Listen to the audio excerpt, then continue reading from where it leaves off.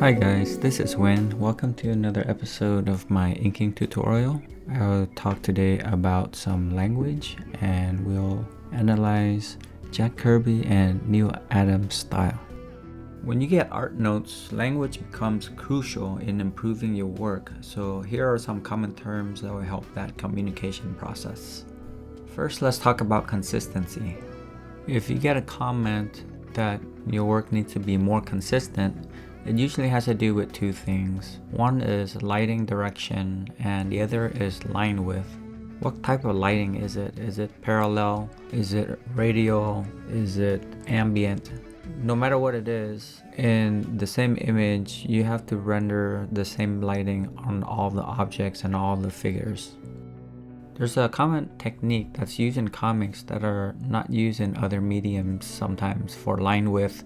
When it comes to contour drawing, is objects or figures in the distance usually get a thinner contour or thinner outline. It's not the way that we normally see. We don't see lines. If a figure is parallel to another figure, they should have a similar line width, both in the outside contour and with the interior details. Contour is just the outlines. Pretty basic. I covered cursive and terse lines a little bit earlier in exercises, but think of cursive line as a style or a way to draw an elegant line, and terse lines are used to indicate light source. Dry refers to an inking style with thinner lines. Sometimes it means that more pens are used. It's typical that you would get a style with broken lines, and when there's hatching or feathering, there would be spacing. You might get more fixed width type lines. This is a piece of art by Jim Lee. Looks like he inked it, but usually Scott Williams is the one who inks all of Jim's stuff. But this is considered a dry style of inking. Flow. Maintain the rhythm and movement throughout the figure. Looking at flow means observing the rhythm that carries through from one side to the other side.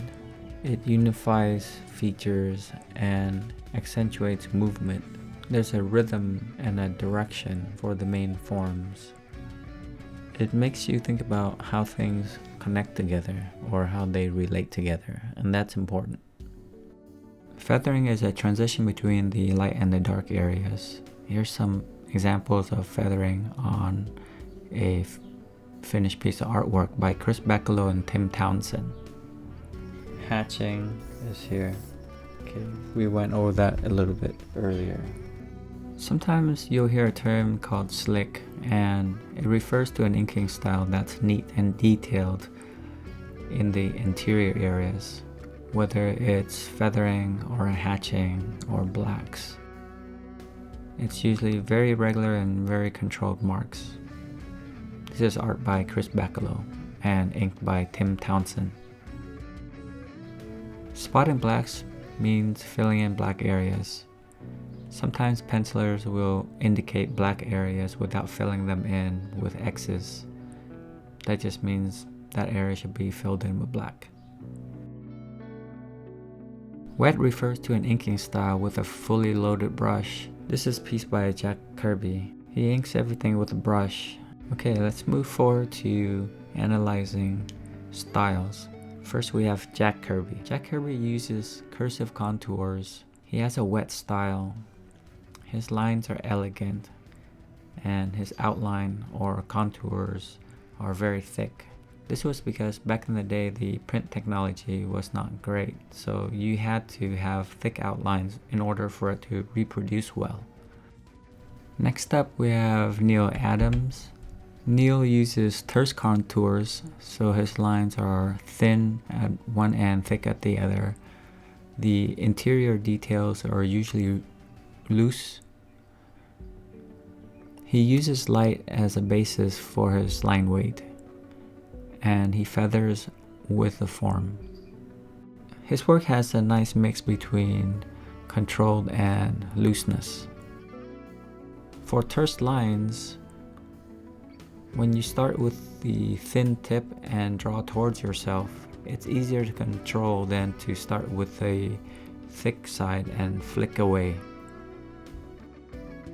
That's it for this episode.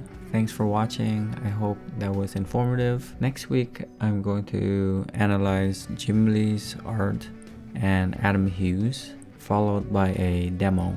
So stay tuned, subscribe for more videos, check out my Patreon page. Thanks for watching, and until next time, happy inking.